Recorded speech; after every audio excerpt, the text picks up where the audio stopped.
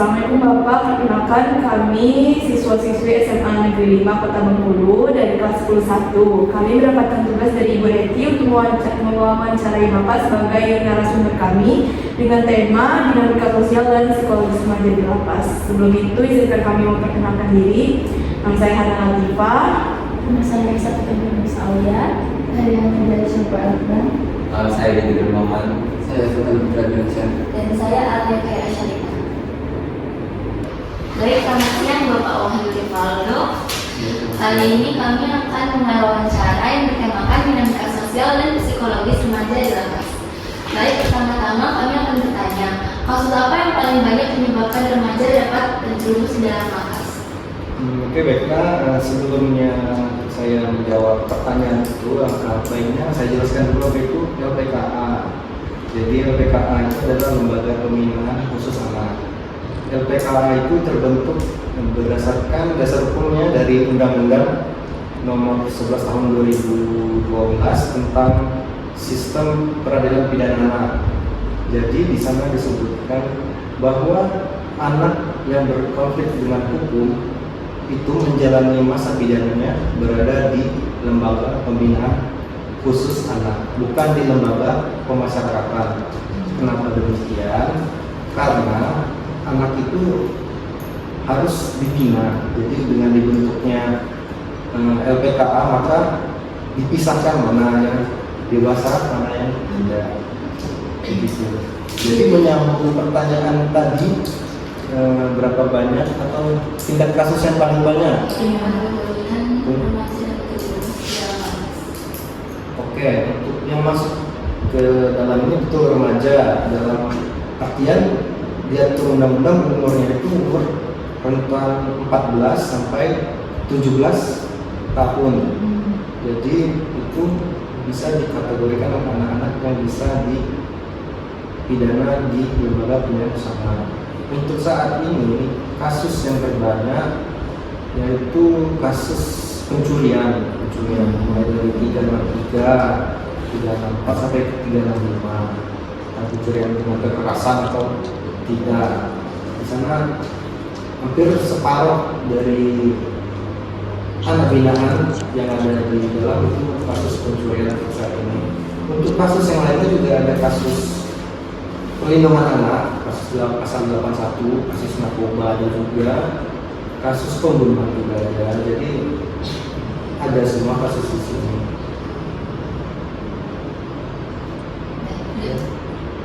Untuk kasus pencurian tadi itu seperti apa ya Pak maksudnya?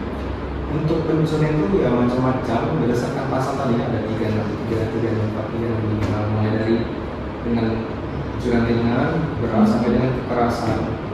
Kalau ringan itu ya kayak maling.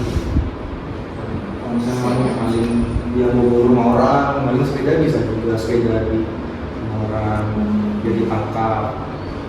Terus juga 365 kekerasan. Biasanya kekerasan itu biasanya dia ada kontak fisik. Kalau tawuran itu pasal 140 itu lebih ke Itu termasuk ke kelompok tindak pidana yang ringan, sedang atau udah ke kasus yang berat? yang mana? Tawuran. Kalau untuk tawuran itu tergantung dengan proses dari peradilan. Dengan kalau di LPKA ini kan tempat dari udah selesai kasusnya di pengadilan, udah inkrah secara hukum, dia pidana, dia baru masuk. Jadi untuk yang bisa menilai dia kasus berat atau tidak itu di pengadilan. Cuman secara hukuman merata di sini. Kadang kalau pencurian ringan itu ya 3 sampai 1 tahun. Kalau pencurian dengan kekerasan itu di atas 1 tahun. Jika kira-kira kasus dalam tawuran itu kira-kira berapa lama ya waktu masa tahanannya? Tawuran sekarang, kalau untuk tawuran itu balik lagi tadi kan dari pengadilannya yang memutuskan. Jadi tapi biasanya berdasarkan dokumen-dokumennya dia kalau dia berantem aja biasanya 3 bulan. Cuman kalau dia mengakibatkan cacat sampai meninggal itu ya lama, sampai 5 tahun. Gitu. kayak bullying kan itu bisa juga bullying termasuk di sini. Misalnya dia berantem sama temannya, kan misalnya Sultan namanya ya, sama temannya janjian mau berantem, terus orang tua Sultan melapor, bisa dia kena gitu. Cuman untuk proses dari awal itu ada pendampingan dari pihak masyarakat, itu ada petugas lapas. Jadi anak itu kalau udah dari awal udah masuk ke ranah hukum, proses hukum, itu pasti ada yang mendampingi. Yang kedua, Baiklah, pertanyaan kedua yaitu apa faktor utama mereka melakukan tindak pidana? Apakah lebih dipengaruhi oleh lingkungan, keluarga, atau faktor lainnya? Nah, untuk faktor yang disebutkan semuanya ada. Dimulai dari faktor ekonomi, lingkungan termasuk keluarga, lingkungan, terus pendidikan, terus juga sekarang kan media sosial kan juga kan pasti kalau untuk zaman sekarang kan.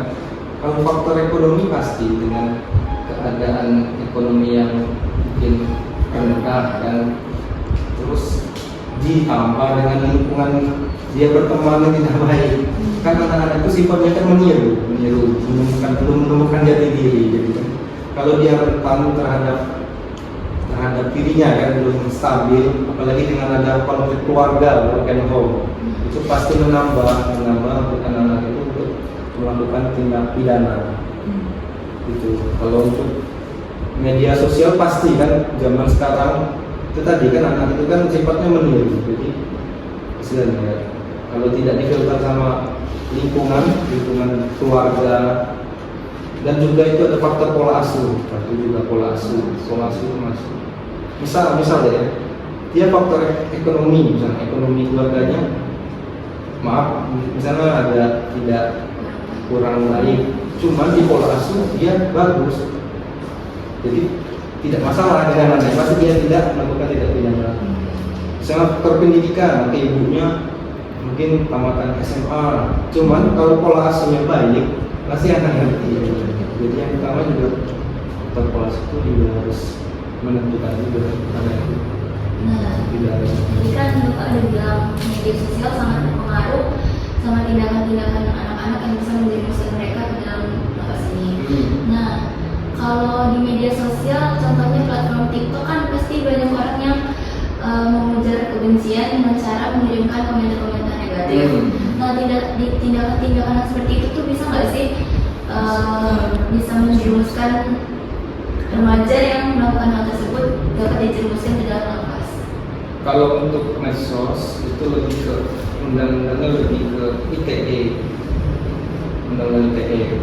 Jadi dengan adanya misalnya kayak tadi kan termasuk kategori bullying kan, cuman kalau dia menyebarkan video, misalnya video dia berantem bisa juga kan, atau video yang tidak misalnya ya si Fulan atau si Fulan mati misalnya kan, dia buat video dia sebarkan pun pasti kena juga undang-undang ITE selama masih ada yang melapor gitu. Lagi kalau viral kan gitu. Berarti menyebarkan identitas orang pasti juga bisa Kena ITE kalau sembarangan pasti kena undang-undang ITE.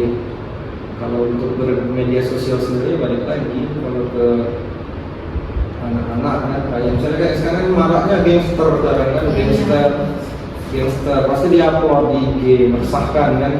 Kalau dia sambil merasakan ya pasti nanti diproses hukum kalau merugikan orang lain kan.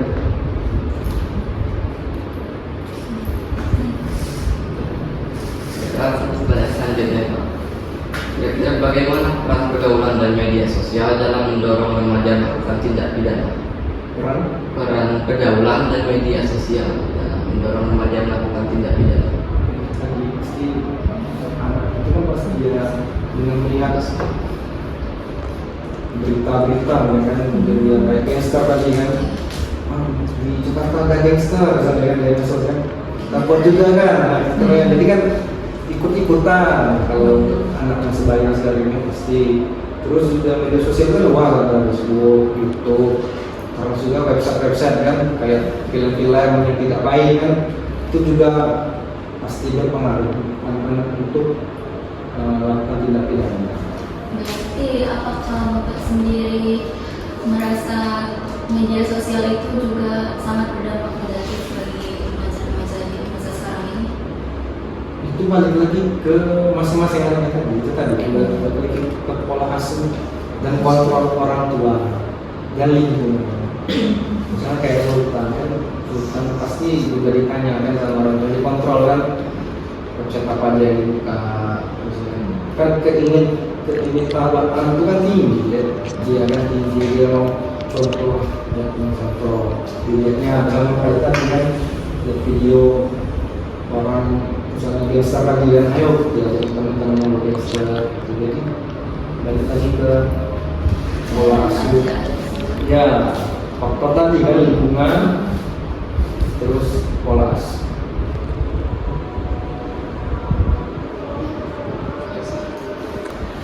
Baik Bapak, bagaimana reaksi awal remaja yang sering kali Bapak lihat ketika pertama kali masuk ke dalam kelas?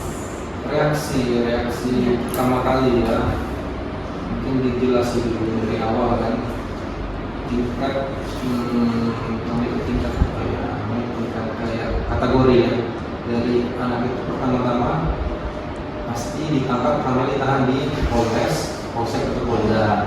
Di sana dia tuh mungkin ada sekitar 7 hari, terus baru dilimpahkan ke kejaksaan. Kalau udah lengkap, nah biasanya baru dititip di LPKA. Jadi bisa jadi untuk reaksi itu mungkin untuk pertama kalinya mungkin bukan di sini ya, kalau untuk proses hukum itu ada di Polres atau Polda. Jadi kalau untuk pertama kali di lembaga pemilihan berat.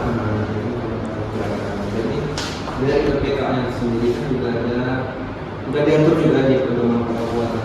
Jadi ada asesmennya untuk anak yang pertama kali masuk, mulai dari dia masuk dari P2U, diperiksa berkas-berkasnya, terus baru ditempatkan di dalam. Itu namanya tuh kalau kita nyebut itu untuk anak itu tuh asrama.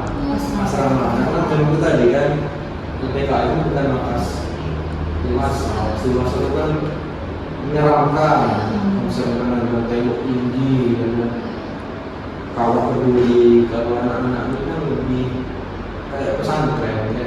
Iya. Jadi untuk reaksi awalnya dia tuh ada, kalau di sekolah tuh kan ada MOS kan istilahnya kan. Kalau kita ini ada istilah itu masa pengenalan lingkungan. Jadi dia ada kamar sendiri untuk beradaptasi. Jadi untuk reaksinya ya sesuaikan dengan tersebut. Anak-anak yang berontak ada? Untuk anak yang berontak tuh nggak ada, karena ketika anak tuh udah dari dalam tuh udah ada wali asuhnya. Wali asuh itu kayak bapak nih, ada wali asuhnya anak yang dalam orang, jadi kayak bapak curhat gitu, ngobrol. Jadi untuk sebisa mungkin anak-anak itu mungkin harus dipahami, jadi membuat mereka tidak merasa dipidana kan, karena bukan konsepnya ramah anak, kan kita tuh ramah anak, tapi tidak ada kayak memberontak.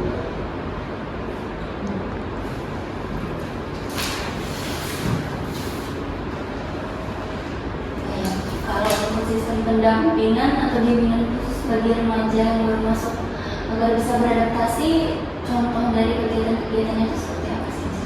Nah itu tadi yang Bapak sebutkan tadi kan, dari wali asuhnya kan. Jadi mereka tuh nanti dikasih asesmen, nanya minatnya apa. Kan itu tadi kan pendidikan, itu kan ruang lingkup anak-anak itu kan pemilihan pendidikan. Jadi kan ya di asesmen lah ya kan, minatnya apa gitu kan, olahraganya apa, untuk disuruh kemana, hobi, terus apa dia untuk ditanya juga untuk pendidikannya apa sebenarnya. Jadi lihat lagi pertanyaan tadi seperti apa namanya? Seperti apa sistem pendampingan atau bimbingan khusus? Nah jadi dari situ nanti di asesmen nanti diklasifikasikan, makanya nanti sebenarnya ditentuin. Iya, ditentuin dari asesmen tadi tugasnya kan, diklasifikasikan, dikelompokkan minatnya apa, terus maunya hobinya apa. Berarti masih di sistem pendidikan Iya, itu tadi kan balik lagi core yang menjadi core bisnis LPK itu kan pendidikan dia itu banyak, itu ada pendidikan itu namanya pembinaannya ya, masuk pembinaan pendidikan formal dan non formal. Jadi untuk pendidikan formal tadi ya di data apakah misalnya kayak Sultan bisa dari SMA 50 misalnya masuk ke sini, nanti dikasih tahu sama sekolahnya kalau masih mau lanjut LPK ini pasti memfasilitasi. Jadi dia bisa sekolah online dari sini selama sekolahnya mau menerima sih ya gitu. Walaupun pendidikan sini jika pihak sekolah memperbolehkan masih mengikuti bimbingan pelajaran online masih bisa. Dengan Banyak di dalam udah diterapkan itu udah berinovasi LPK namanya sering sekolah dari ya, ada beberapa SMA SMP. Jadi anaknya tidak dikeluarkan dari sekolah, jadi kita memfasilitasi kan selama. Jadi orang tuanya yang berkomunikasi ke pihak sekolah, apakah dikeluarin atau tidak.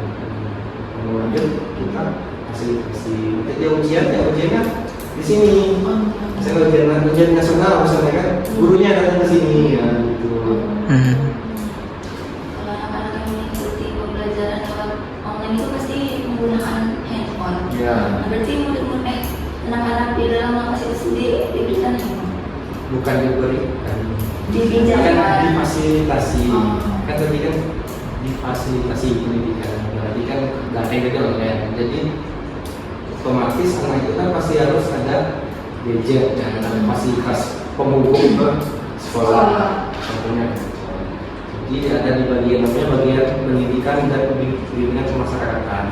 Jadi dititip ke sana. Ibarat tadi kan berganti buku kan. Di bukunya untuk belajar kan dititip sama wali aslinya. Pas mulai sekolah belajar di kontrol. Medianya Batas. Tiga. Baik, Bapak, untuk pertanyaan selanjutnya, seberapa besar peran petugas dalam membantu remaja menyesuaikan diri dengan aturan dan kehidupan di dalam lapas? peran petugas itu ya pasti besar ya, karena kita sebagai petugas kemasyarakatan pasti bersentuhan langsung ke anak-anak. Jadi setiap kebutuhan dan anak-anak itu ya ada di petugas kemasyarakatan. Tadi kan kayak dia pendidikannya tadi, kayak pola pembinaannya tadi ya.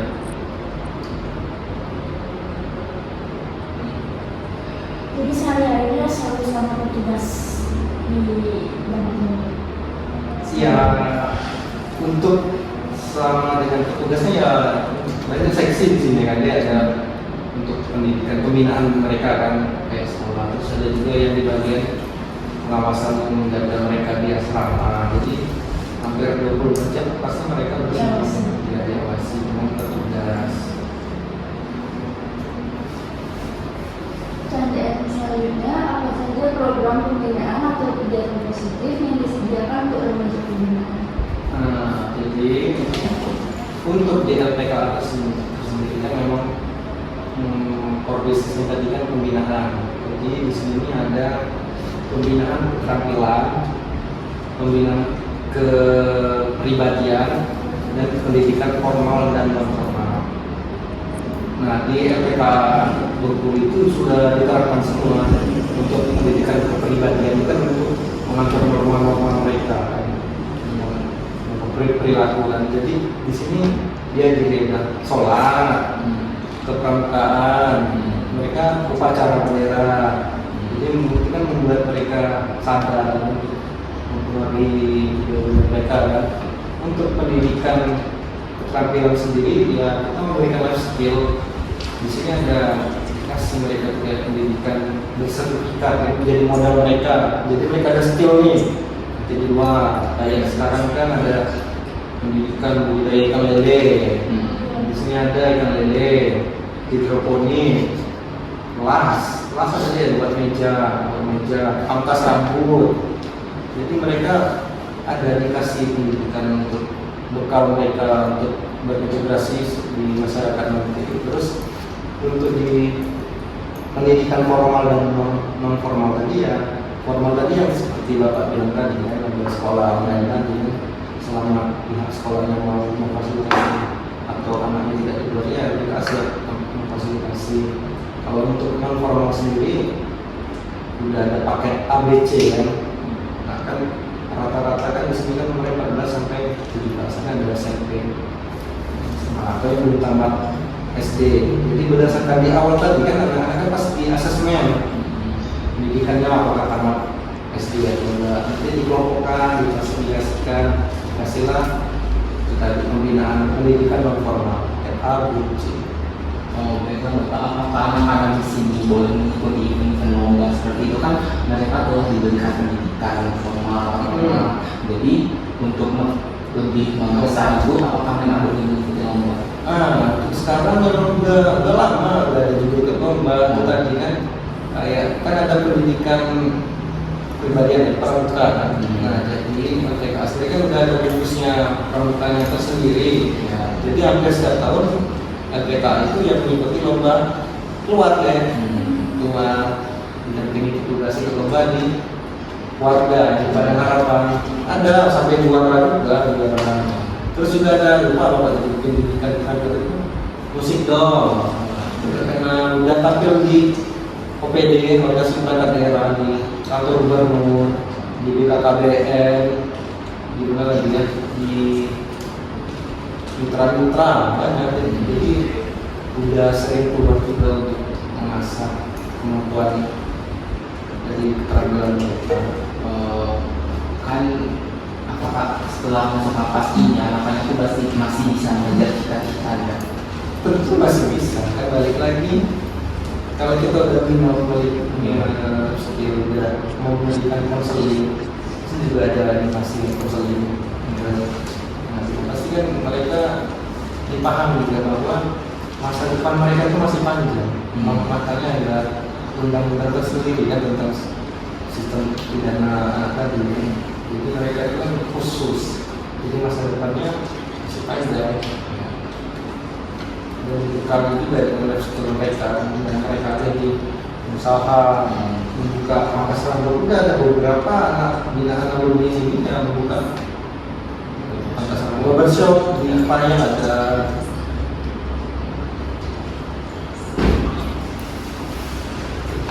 Selanjutnya, apakah ada pelatihan keterampilan atau pendidikan formal yang diberikan kepada remaja?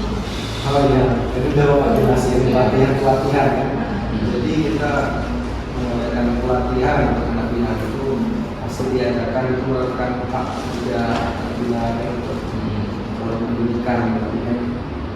Jadi kita bekerja sama dengan banyak perangkat daerah, banyak dari PLK untuk kegiatan kelas, membuat meja, terus juga dinas perikanan, kemudian lele, juga dari berponi, itu banyak pelatihan dan bersertifikat yang resmi. Jadi mereka tuh skill itu tersertifikasi. Oke, baiklah Bapak, ke pertanyaan selanjutnya, pertanyaan terakhir. Bagaimana efektivitas program-program tersebut dalam membantu remaja mengembangkan bakat dan keterampilan mereka? Tentu sangat tinggi ya aktivitas mereka yang dalam mereka, karena dengan tadi kasih contoh kan beberapa dari alumni sini kan ada yang workshop, ada yang mengikuti kegiatan dengan bengkel. Jadi aktivitasnya ya sangat tinggi selama mereka kan dari bina di sini. Jadi kita lebih baru dikasih pemahaman mereka, pasti mereka berubah untuk lebih baik dan mengejar cita-citanya. Jadi efek mereka untuk terintegrasi ke sosial, ke masyarakat sudah dibekali dan membuat mereka percaya diri lagi. Baiklah, sebelum mengakhiri wawancara pada hari ini, kesimpulan dapat kami ambil adalah LPKA bukanlah tempat yang dapat membatasi anak binaan yang berkonflik dengan hukum untuk lebih maju dan berkembang. Melainkan LPK adalah tempat untuk membina anak binaan yang berkonflik dengan hukum untuk menjadi pribadi yang lebih baik dan dapat mengasah kreativitas mereka dengan menjalankan program-program yang disediakan oleh LPKA, contohnya mulai dari pendidikan kemandirian, pendidikan keterampilan, maupun pendidikan formal dan non-formal. Sekian wawancara kami hari ini, kami akhiri. Wassalamualaikum